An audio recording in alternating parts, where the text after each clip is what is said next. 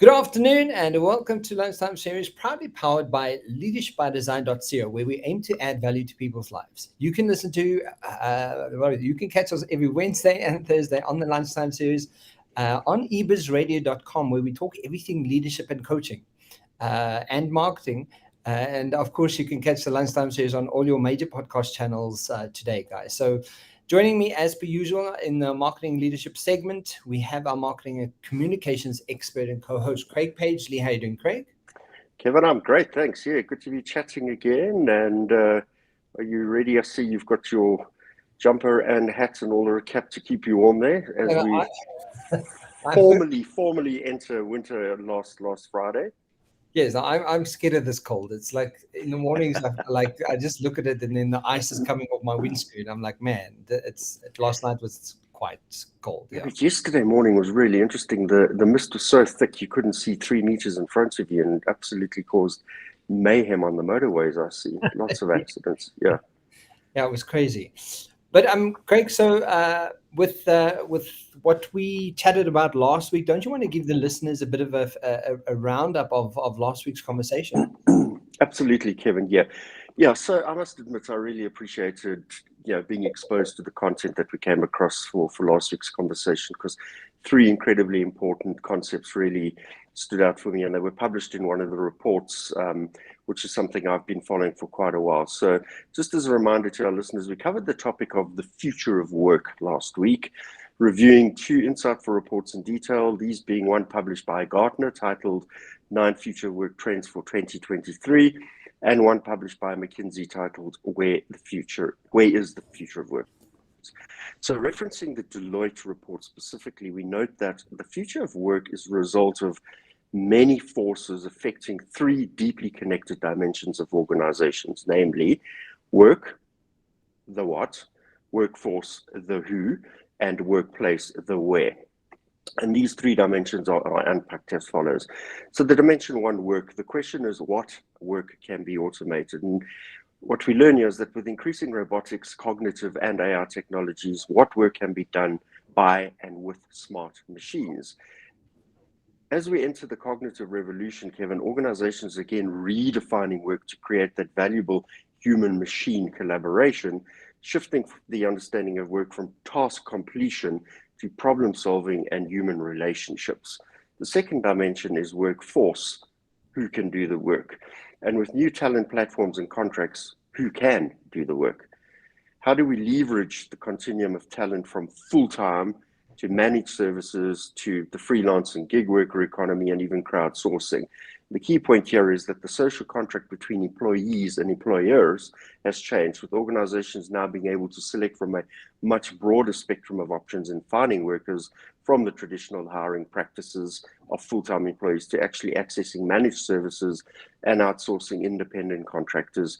And the new workforce type can solve problems, get work done, and help leaders build more flexible and nimble organizations. And then the final dimension here is workplace, and where is work done? So with new combinations of these collaborative teaming and digital reality technologies, Kevin, how are workplaces and work practices reshaping where and when work is done? And the key point here is that digital communication, collaboration platforms, digital reality technologies, coupled with all these societal marketplace changes, have allowed and created opportunities for much more distributed teams. And organizations are actually now able to create and combine this mix of options as they reimagine the workplace, from the traditional sort of co-located workplaces to those that are completely distributed and dependent on these virtual interaction, Kevin. And those are the key reminders from last week. And it's fantastic that when you sort of unpacked it for us the way that you did, Craig. So guys, if you want to find out about those future trends, go check it out on the Lunchtime series on YouTube. Really interesting conversation that we had last week.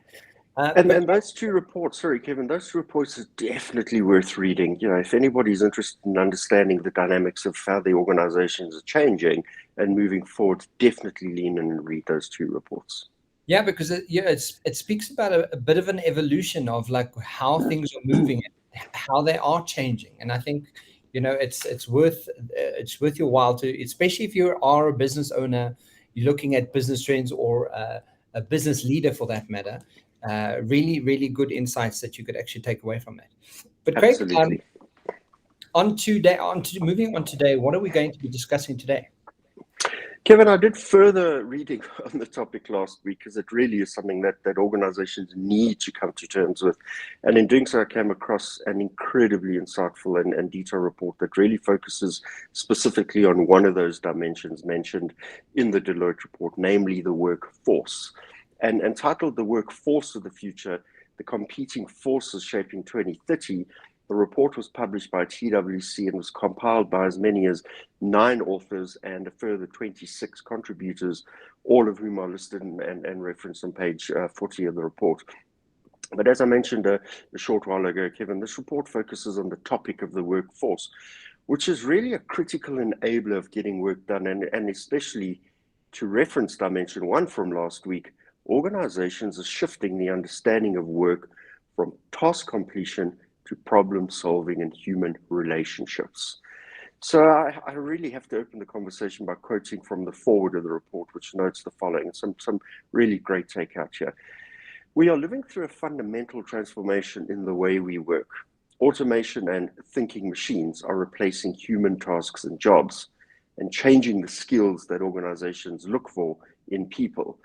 These momentous changes raise huge organizational talent and HR challenges at a time when business leaders are already wrestling with unprecedented risks, disruption, and political and societal upheaval.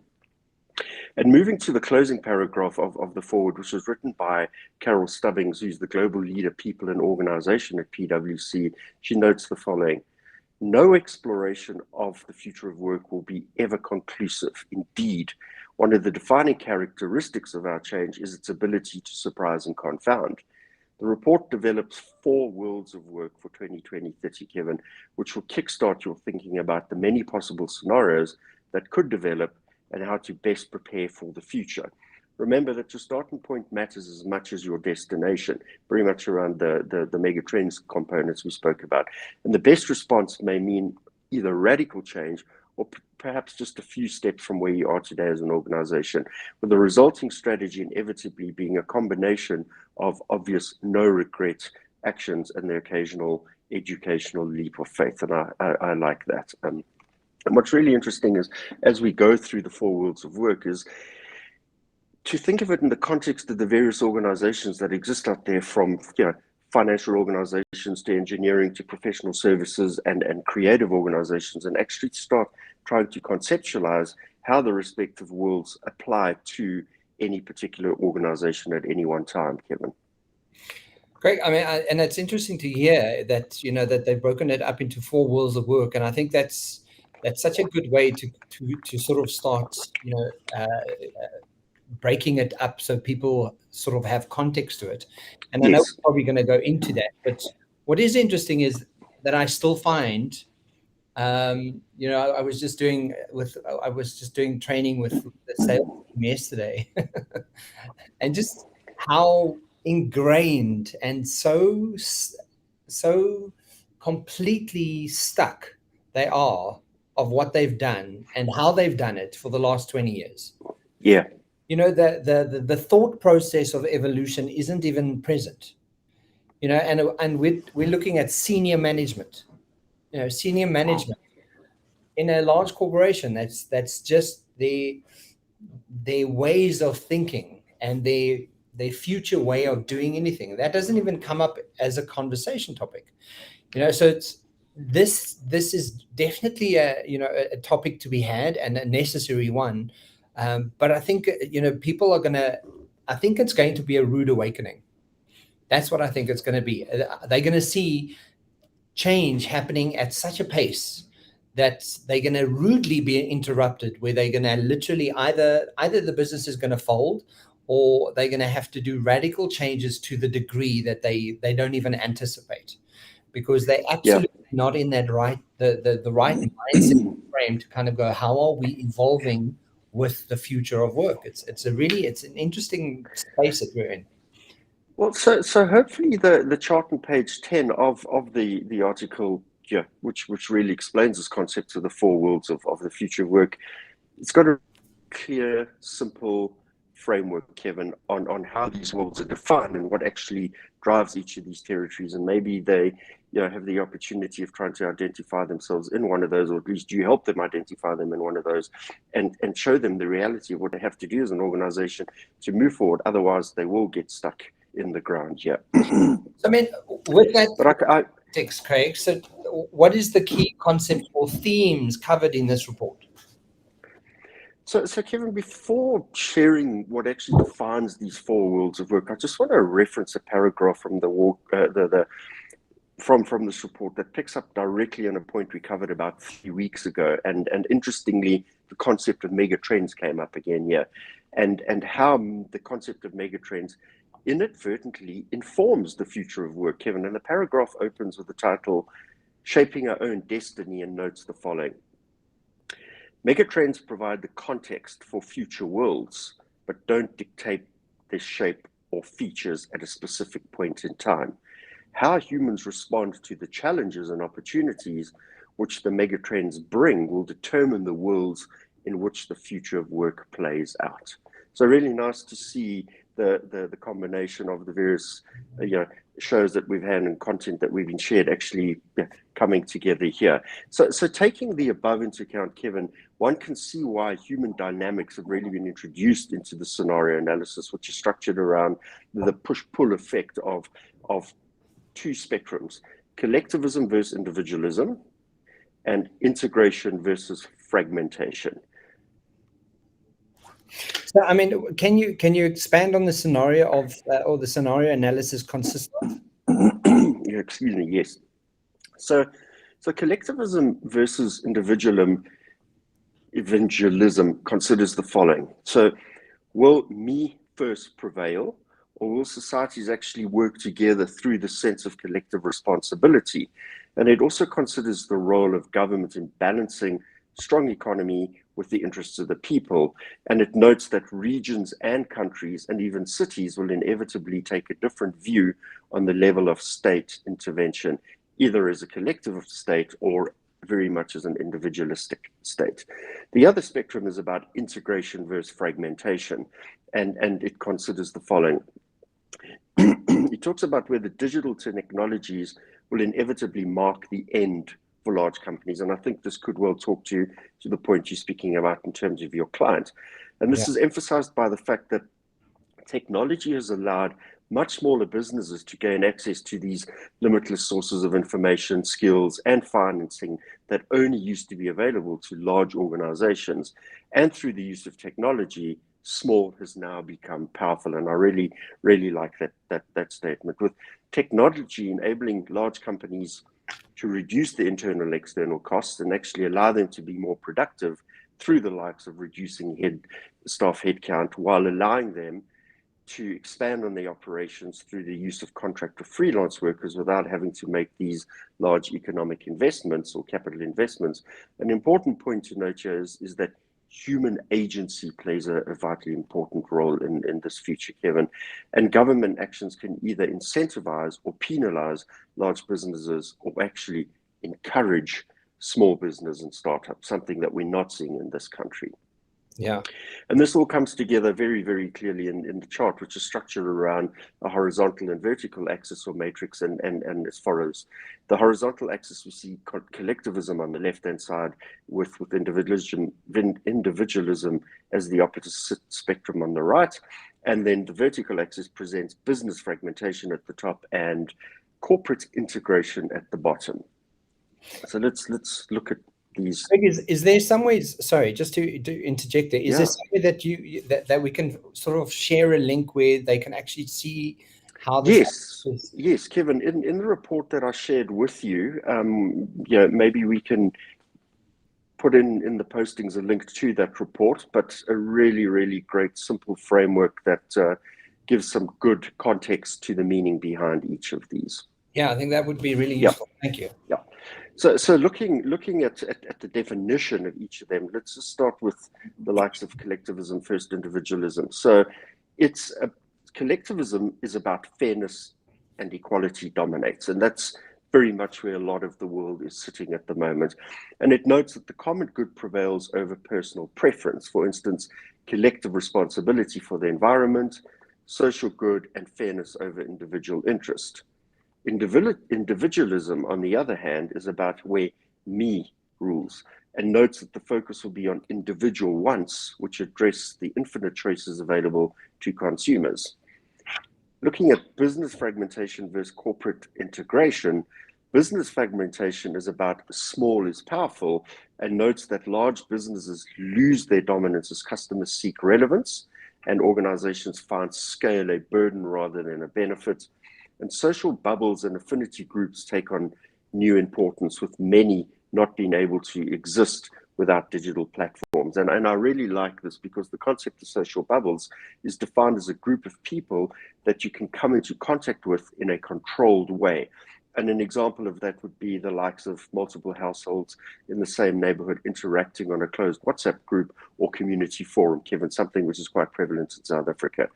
Moving to corporate integration, this is about big business rules, and notes that companies get bigger and more influential, businesses have more sway than some nations, and brands span many business areas.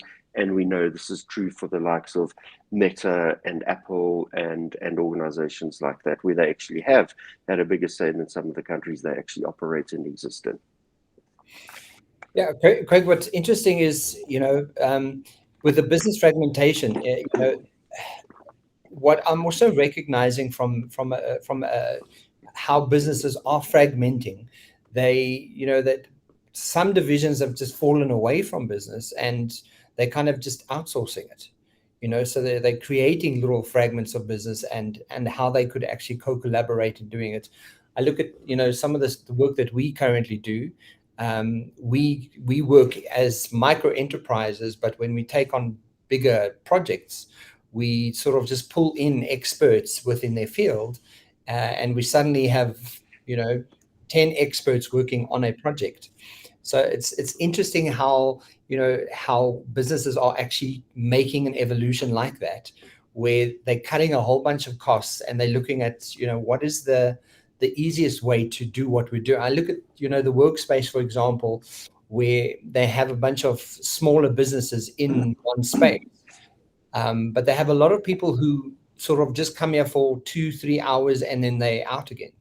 It's how we do business is really changing, and it's really prevalent, Kevin, and it's a continuum. It's not going to find a hold all in one of those quadrants. As the business purpose changes, as the customers, whether it's B2B or B2C, consumer and client needs change, the business evolves as well. So it could find itself shifting around in the spectrum of the four worlds as well. But so, can you give us an overview of each of the four worlds referenced? Yeah, Kevin, definitely. And looking at the matrix, they're classified as this. So firstly, you get the red world, which is where innovation rules. And it sits at the top right-hand quadrant, which is influenced by individualism and fragmentation. You then get the blue world, which is corporate is king, which sits at the bottom right-hand quadrant, influenced by individualism and integration. The green world is about companies care, which sits at the bottom left quadrant, influenced by collectivism and integration, as you can see, talking about companies caring. And then the yellow world, which is the world of humans come first, sits at the top left quadrant, which is about collectivism and fragmentation. So yeah, looking at them in a bit more detail. The red world, where innovation rules, notes that organizations and individuals race to give consumers what they want. Innovation outpaces regulation, which is really great.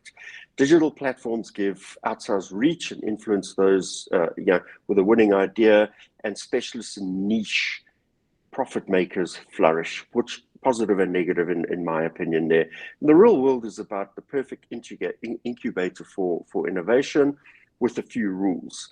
It's a world where big business has been outflanked in the digitally enabled world that's filled with small entrepreneurial companies, which is really great, and high agility and speed are essential for survival, Kevin.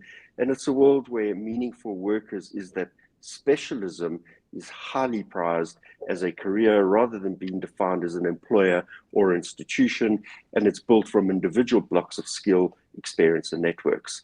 And the overriding statement for the Red World, Kevin, is that in a world with few rules, a vibrant market of specialists and niche profit makers race to serve the needs of individuals and powerful affinity groups. And I quite like that world, particularly based on that definition. but like just to for layman's people like me, like, so the Red World, are we talking big corporate, or are we talking experts in their fields?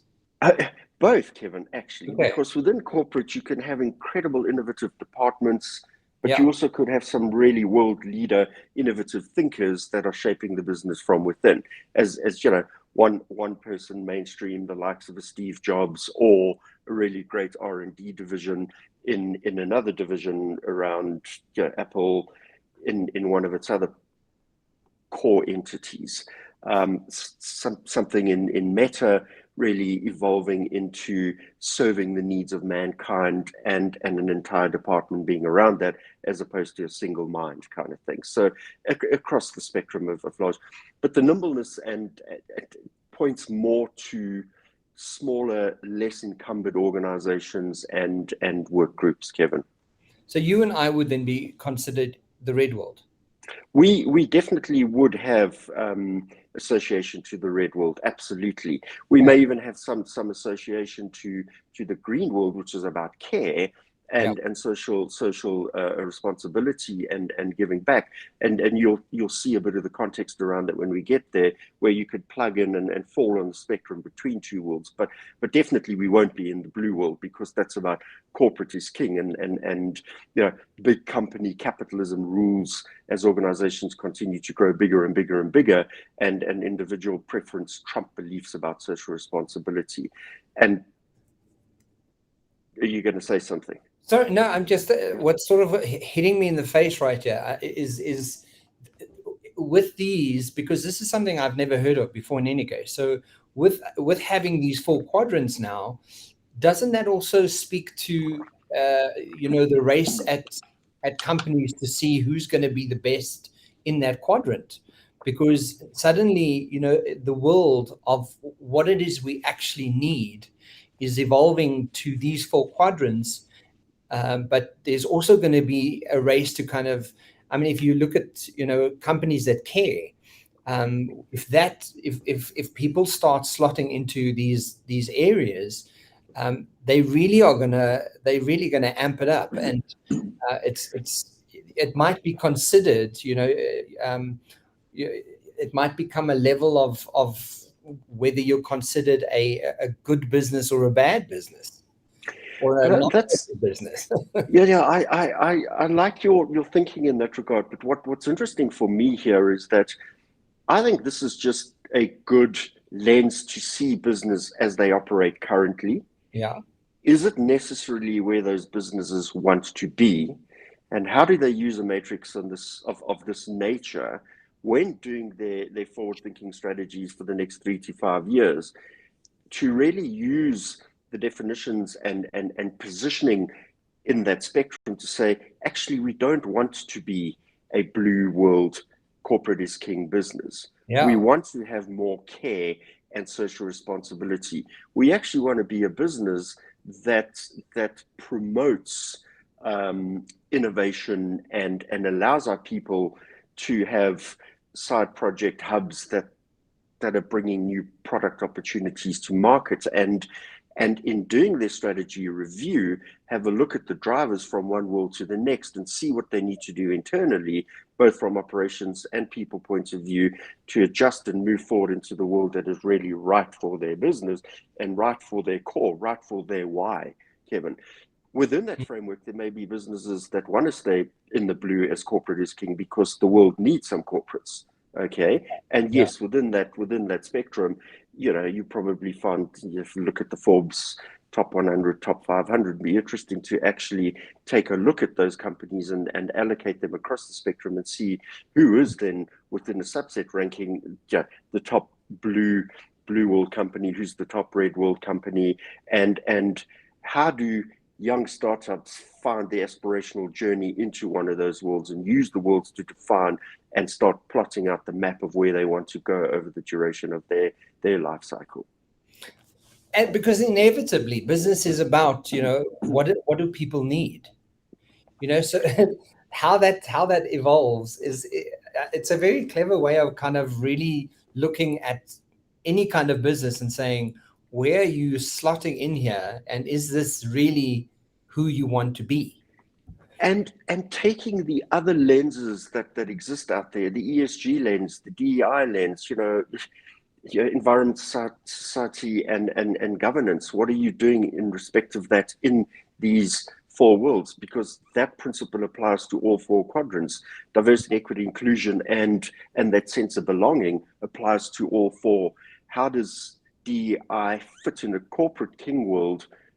And what are the principles and ramifications to make it more inclusive versus that in a yellow world of being, or at least a red world, where innovation rules and equity inclusion probably has a much higher prevalence and meaning, because it's about individuals being allowed to contribute, come in and be part of teams that are dynamic, agile, and creative in a sense. So it's not just about the quadrants. The quadrants are, these four worlds are really great reference points to understand the drivers in those particular spaces, but look at it through stacking all of the other lenses that we come across in, and the megatrends. You saw the direct reference to the megatrends, the quadrants of the megatrends, finding how those trends influence who you are and what you do really inculcates into positioning in this regard as well, Kevin.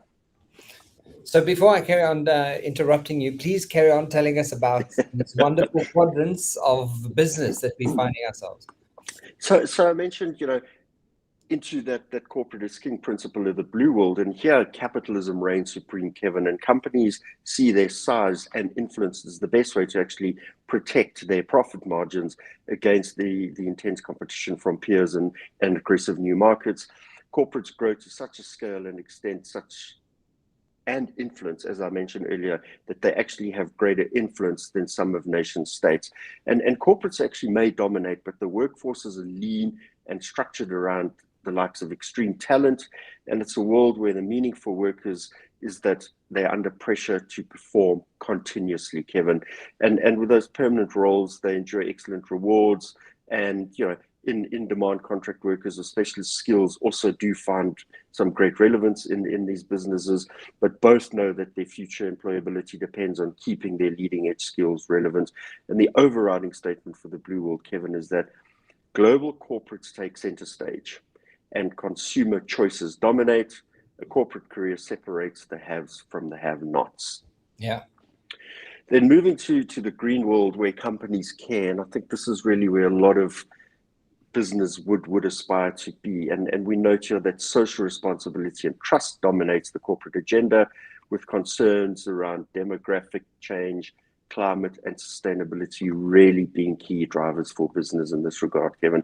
And the green world companies have to care. They have to care, with corporate responsibility being a business imperative and not just a nice to have. Companies are open, collaborative. They see themselves as playing an essential role in developing both their employees and supporting local communities. And in the green world, automation and technology are essential elements as they actually help to protect scarce resources and minimize environmental damage. And it's a world where meaningful workers is that employees enjoy family-friendly, flexible hours and encouraged to partake in socially useful projects. And I really like that aspect.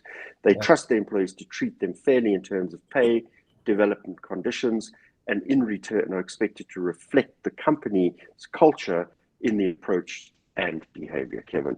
And the overriding statement for the green world here is that the need for a powerful social conscience is paramount.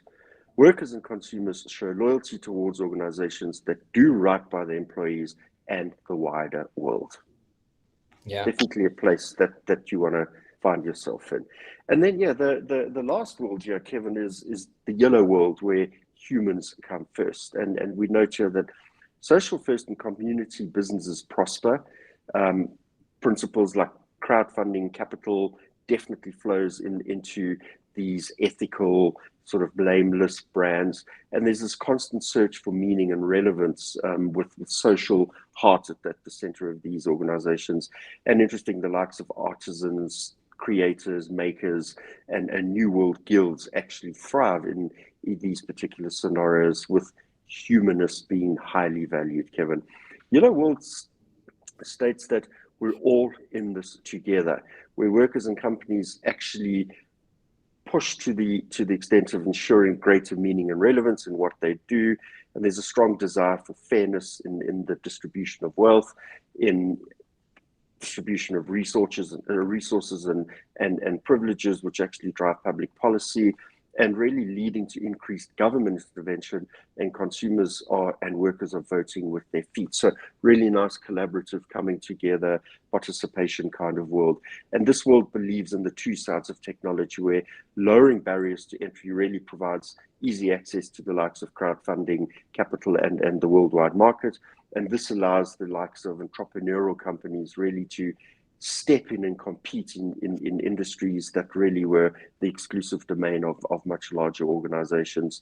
And it's a world where there's meaning for workers. Workers feel strongest loyalty not to the employer, but to actually people the same skill or cause. And that's a really great point. And the overriding statement for this yellow world is that fairness and social good are dominant, and businesses with their heart and artisans thrive in a bustling and creative market with strong emphasis on ethics and fairness. Great. I mean, clearly, like the green and yellow world is like, I feel like I sit comfortably in that space, and my energy and I still haven't found the right avenue yet, but it's still on my radar to really get to how to support a greener, more consciously aware world of how to I mean, to the point where I don't even in any of the training that we now do, I don't issue manuals. So I'm like, Great. I print out manuals. I'm like, I will send it to you in a PDF, and you'll have it on your PC. But I'm not actually going to be printing out 20-page manuals or 40-page manuals for you just so that you can be in training. I'm like, bring a notebook and I'll send you PDFs. Yeah, and Kevin, excuse me, frog and throat still. The simplicity of just making that impact is really important, because if everybody is doing their little bit, the collective, this is where the sum of the whole, what the whole is greater than the sum of the parts, when everyone is contributing their little piece. Yeah. So just what's really interesting around, you mentioned the yellow and green, and I do like that combination, is that they both sit on the left-hand side of the spectrum, which is collectivism, with yellow being slightly more around fragmentation, but the green definitely about integration. So finding that sweet spot in the middle, where you've got components of yellow, which humans come first, and components of green, where companies care. If you can find a business that's sitting right in the middle of those two spectrums, I think you'll stand for a hell of a lot and be one of those sought after companies in the world, Kevin. Yeah, absolutely. Yeah, but there's a really key thing that I noted in the report, which I haven't covered here, is that the report evaluates each of the four worlds against the same dimensions of these three principles. Who leads on people strategy? What does the workforce actually look like? And what are the organizational challenges? And I quickly want to just give you a bullet point in each of those for each of the worlds, Kevin. So for the red world, who leads on people strategy? HR does not exist as a separate function, and entrepreneurial leaders rely on outsourced services and automation for people processes. What does the workforce look like? Organizations are typically stripped down, nimble, agile, and supplemented by talent attracted by the next promising opportunity, amorphous talent nodes. And the organizational challenges about speed to market is everything, and any decision-making process or hierarchy that delays innovation is a barrier to success. Yeah. In the blue world, Who leads on people strategy? Well, the science of human capital is developed to such a degree that the connection between people and performance is explicitly demonstrated by the chief people officer. What does this workforce look like? Apart from a couple of these core high performers, talent is brought in when and where it's needed, and the retainer and call-up contracts are frequently used for these rare skills. And the organizational challenges here is about size and scale means that organizations are at much greater risk from external threats such as technology, terrorism, meltdowns, and they find it difficult to effect change quickly. The green world, going to the two worlds that really resonate with us. Who leads on people strategy? The CEO drives the people strategy for organizations, believing that the people in the organization, their behaviors and the role in society have a direct link to the organization's success or failures. The workforce, workers are attracted to the green world companies with the opportunity to work for an organization they admire and something we've spoken about extensively, whose values match their own. And the organizational challenges is that building and maintaining trust with employees and wider society, especially when it comes to the use of automation, is essential. And the fourth world, the yellow world, who leads on people strategy? Well, business leaders are responsible for people direction and management. What does their workforce look like? Like-minded workers gravitate towards each other, aided by these technology platforms. And organizational challenges. Organizations are judged on trust and fairness. Organizational purpose must be clearly articulated and lived. And yeah, that's definitely a great spectrum to evaluate each of those on those three key points, Kevin. Yeah, I think this whole article is really interesting and really brilliant. How you can actually sort of plot and it really gives like a complete new insight of the future of business, and I'm excited to have a look at this link. So as we end today's show, what are the key takeaways for our listeners, Craig? Kevin, the great reference for business leaders in the report relates to 6 simple truths about the future of work, Kevin, and I'm just going to read those through as the close for today. And the points are noted as follows. Point 1, act now. And remember, this is aimed at business leaders. This isn't about some far future of work. Change is already happening and accelerating. Point 2 is no regrets and bets. The future isn't a fixed destination, so plan for dynamic rather than a static future. You'll need to recognize multiple and evolving scenarios, make no regrets, and just ensure that work with the most scenarios, but you'll need to make some bets too. Point 3, make a bigger leap. Don't be constrained by your starting point. You might need a more radical change than just a small step away from where you are today. Point 4, own the automation debate. Automation and artificial intelligence will affect every level of the business and its people, and it's too important an issue to leave to IT or HR alone. And the depth of understanding and keen insights into the challenges of technology landscape is a must. Point 5, people, not jobs. Great point. Organizations can't protect jobs where people are made redundant by technology, but they can have a responsibility to their people. So protect people, not jobs. Nurture agility and adaptability through the likes of reskilling. And the 6th point here is build a clear narrative. Probably the most important is a third of workers are anxious about the future in their jobs due to automation, and anxiety kills confidence and willingness to innovate, Kevin. So how do you employees feel and how are they affected by business today? So start a mature conversation about the future of the business and the role that they play in that future, Kevin. And those are the key takeaways. Fantastic. Such an interesting conversation, Craig. Thank you so much for sharing. As you mentioned, you will send us that link, guys. If you want to check out the link, we'll put it in the description boxes below. And I'm just looking at what quote we can leave you with today. I'm not finding the best one to share with you today. But artificial intelligence is forcing human endeavor away from simple algorithmic and repetitive tasks towards solving problems and incubating new ideas. It is the human mind as opposed to the human body, which has been underutilized resource for a far too long time. And that's from Guyan NAGPAL. So, and I think what a important factor, because as this is showing us, we're evolving on how to use our mind power more than we are using our physical bodies to solve and create and evolve and change. So Kevin, that fits wholly into the yellow world where humans come first. Yeah, absolutely, exactly. I love that.